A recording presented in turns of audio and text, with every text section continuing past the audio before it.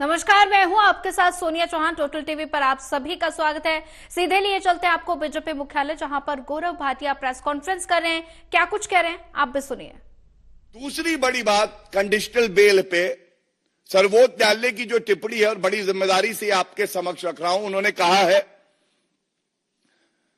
जो और एक्यूज्ड हैं उनके बेल ऑर्डर में जो कंडीशंस है वो भी अप्लाई होंगी। तो बात यह आती है कि और कंडीशंस क्या हैं। तो मनीष सिसोदिया का बेल ऑर्डर जो है मेरे पास है, उसमें एक कंडीशन है, the appellant shall surrender his passport with the special court. Arvind Kejriwal का पासपोर्ट न्यायालय में रहेगा और वो विदेश यात्रा पे नहीं जा सकते हैं। इसके बाद ये बड़ा महत्वपूर्ण है, the appellant shall report to the IO investigating officer on every Monday and Thursday between 10 to 11 AM। अब आप मुझे बताइए, क्या रसूख, क्या इकबाल, क्या कद बचा इस भ्रष्टाचारी मुख्यमंत्री का। मैं फिर कहूंगा, पुनः कहूंगा, क्या रसूख, क्या इकबाल, क्या कद बचा इस भ्रष्टाचारी कट्टर बेईमान पापी आपके कन्वीनर मुख्यमंत्री अरविंद केजरीवाल का, जो हर सोमवार को और बृहस्पतिवार को 10 से 11 बजे आईओ के सामने खड़े होंगे और ये दिल्ली की जनता बर्दाश्त नहीं करेगी। The citizenry of Delhi deserves a better chief minister, not someone who's the epitome of corruption like Arvind Kejriwal। इसके साथ ही एक बेल कंडीशन और है, the appellant should not make any attempt either to influence the witnesses or to tamper with the evidence. मतलब सर्वोच्च न्यायालय, जो सर्वोच्च न्यायालय संवैधानिक पदों पर व्यक्ति बैठा होता है तो सभी आंख बंद करके उस पर विश्वास करते हैं। आज अरविंद केजरीवाल भारतीय राजनीति को इस निचले स्तर पर ले आए हैं कि सर्वोच्च न्यायालय को कहना पड़ रहा है उन्हें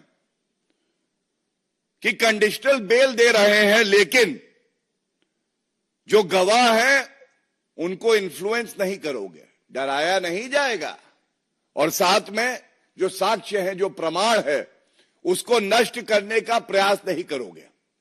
और यह आवश्यक इसलिए है क्योंकि हम सब जानते हैं किस तरह से मोबाइल फोन जो थे उनको नष्ट किया जा रहा था, किस तरह से और साक्ष्यों को नष्ट किया जा रहा था। तो इसके साथ ही यह बड़ा अहम मुद्दा है, जो विधिक समझ मेरी है उसका इस्तेमाल करते हुए सभी मीडिया के जो भाई बंधु हैं, जो बहनें हैं, उनके साथ मैं ये बात बांट रहा हूं। 2 केस चल रहे थे, एक सीबीआई का और एक ईडी का। सीबीआई के केस की बेल का ऑर्डर आज आया है, जो मैंने आपके समक्ष रख दिया। इसी के साथ ईडी का बेल ऑर्डर 12 जुलाई 2024 का, इसमें भी कुछ कंडीशन है और यह बड़ी महत्वपूर्ण है। वो सारी की सारी कंडीशन इसलिए अप्लाई करती है कि बेल पर जो ईडी का केस है उसमें भी बाहर है अरविंद केजरीवाल, और इसमें जो कंडीशन बी है उसमें कहा गया है, he shall not visit the office of the chief minister and the Delhi secretariat. इसका मतलब ये वो कट्टर बेईमान मुख्यमंत्री हैं जो दिल्ली में मुख्यमंत्री का जो दफ्तर है वहां नहीं जा पाएंगे। दोनों ऑर्डर्स को साथ में पढ़ना होगा। ये बहुत महत्वपूर्ण एक जानकारी है और जो जजमेंट्स हैं वो मैं आपके समक्ष रख रहा हूं। ये कैसा मुख्यमंत्री है जो खुद मुख्यमंत्री के दफ्तर नहीं जा सकता। इस निम्न स्तर पर वो भारतीय राजनीति को ले आया है और साथ साथ जो मुख्यमंत्री का चरित्र होता है उसको दागदार माना जाए तो गलत नहीं होगा।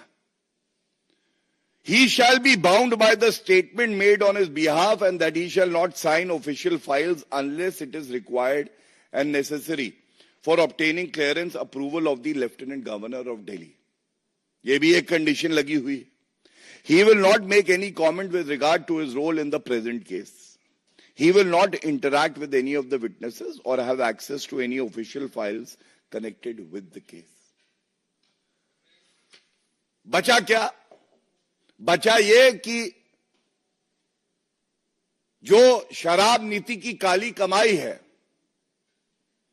उसको कैसे गप-गप करके अपने इस्तेमाल में लगाया जाए और साथ में कैसे और भ्रष्टाचार किया जाए। और आखिरी जो इसमें पैराग्राफ है, एक प्रश्न उठाता सर्वोच्च न्यायालय के समक्ष कि अगर कोई संवैधानिक पद पे चीफ मिनिस्टर है और उस पे इस तरह के गंभीर भ्रष्टाचार के आरोप लगते हैं तो क्या वो इस पद पे बना रह सकता है? तो सर्वोच्च न्यायालय ने जो कहा पहले मैं पढ़ दूं और उसके बाद मैं उसमें जो हमारा विचार है वो आपके समक्ष रखूंगा। While we do not give any direction since we are doubtful whether the court can direct an elected leader to step down or not function as the chief minister or as a minister, we leave it to Arvind Kejriwal to take a call. सर्वोच्च न्यायालय ने भी ये कहा और मैं समझता हूं इस उम्मीद से ही कहा होगा कि संवैधानिक पद पे जो व्यक्ति बैठा है उसमें इतनी नैतिकता, इतनी शर्म बची होगी कि वो संविधान की दृष्टि से दिल्ली के जनता के हित के लिए इस्तीफा देगा, लेकिन जैसे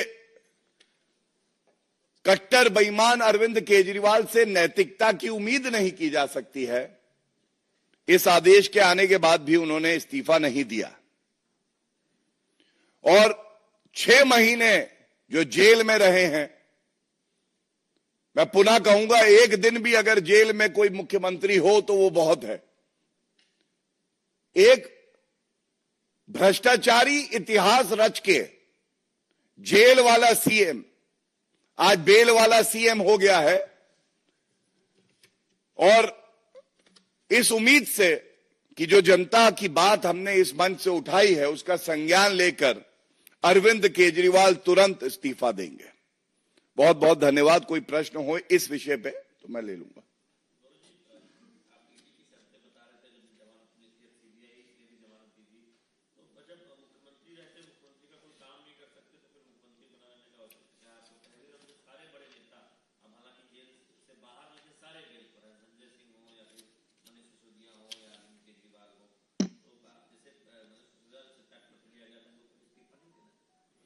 देखिए, यही जनता की आवाज है, यही दिल्ली के नागरिकों की आवाज है। जो अरविंद केजरीवाल कहते थे आरोप लगने पर इस्तीफा दो, इतने बेशरम हैं, इतने पापी हैं, इतना भ्रष्टाचार किया है उन्होंने और नैतिकता बची नहीं है। ऐसा लगता है कुर्सी पर फेविकोल डाल के बैठे हैं, कुछ भी हो जाए पद नहीं छोड़ूंगा, इस्तीफा नहीं दूंगा। और ये जो फटकार लगी है, जो कंडीशनल बेल मिली है, इसके सही मायने क्या हैं? भारतीय जनता पार्टी को यह लगता है उसको सभी नागरिकों के समक्ष रखने की जिम्मेदारी, दायित्व हमारा है और वही हमने यहां पूरा किया है। पुनः मांग करते हैं कि अरविंद केजरीवाल कट्टर बेईमान पापी आपके कन्वीनर इस्तीफा दे मुख्यमंत्री पद से, वरना जनता के पास बहुत ताकत है। आप देखिएगा वो भी दिन आएगा इस्तीफा देंगे।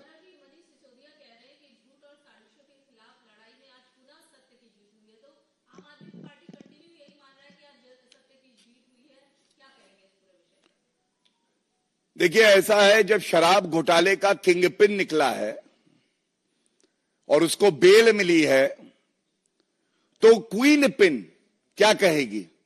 वो यही कहेगी जो एक और भ्रष्टाचारी पूर्व उप मुख्यमंत्री बेल पे बाहर व्यक्ति कह सकता है। उनको भी पता है कि उनका गला, जो कि ईमानदार जांच एजेंसियों ने पकड़ रखा है, तभी छूटेगा जब किंगपिन अरविंद केजरीवाल छूटेगा। लेकिन मैं ये जरूर कहना चाहूंगा, ये सब भ्रष्टाचारी, ये सब पापी, ये जनता को लूट रहे हैं और हमारा एक ही लक्ष्य है, जांच एजेंसियों का एक ही लक्ष्य होना चाहिए, एक एक रुपया जनता की गाड़ी कमाई का वसूल कर जनता के हित में इस्तेमाल हो और ये जो पापी हैं, भ्रष्टाचारी हैं, इन लोगों को बख्शा ना जाए।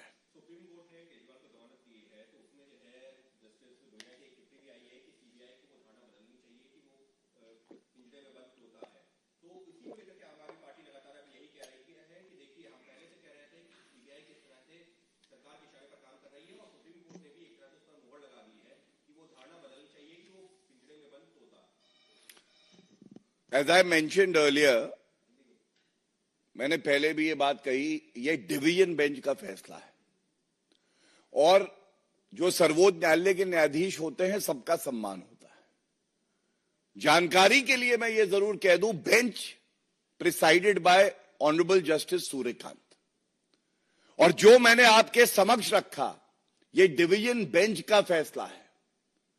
अगर किसी जज ने टिप्पणी करी है उसका संज्ञान लेते हुए हमें उसका भी आदर करना है, लेकिन ये जो पिंजरे का तोता कहा है, वो पिंजरे का तोता बनाया भ्रष्टाचारी कांग्रेस ने था कोलगेट स्कैम में, और सीबीआई पिंजरे का तोता नहीं, सह सम्मान कहता हूं, आज बाज बन चुका है, भ्रष्टाचारियों को नोच रहा है, काट रहा है, और इसीलिए भ्रष्टाचारियों को दर्द हो रहा है। और आप वो टिप्पणी देख लीजिएगा। धन्यवाद।